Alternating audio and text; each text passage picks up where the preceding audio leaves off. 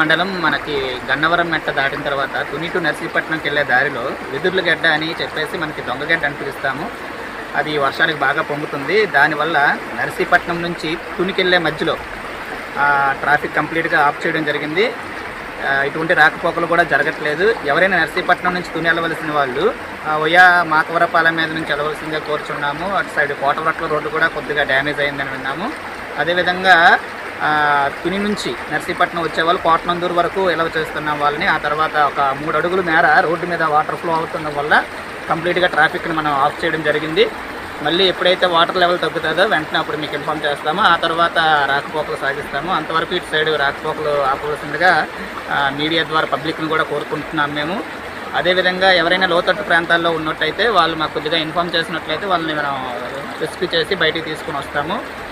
Water level ఎలా పెరుగుతున్నందువలన పాకల దగ్గర పశువులు ఇవన్నిటికీ కొద్దిగా జాగ్రత్తగా చూసుకోవాల్సిందిగా రైతులను కూడా కోరుచున్నాము. కొద్దిగా ఇంకొక 2-3 అవర్స్ వరకు వాటర్ ఫ్లో ఎక్కువ ఉంటుంది కాబట్టి అంతవరకు కొద్దిగా ఓపికతో సమయంతో ఉండాలని పోలీస్ తరపు నుంచి విన్నవించుకుంటున్నాను.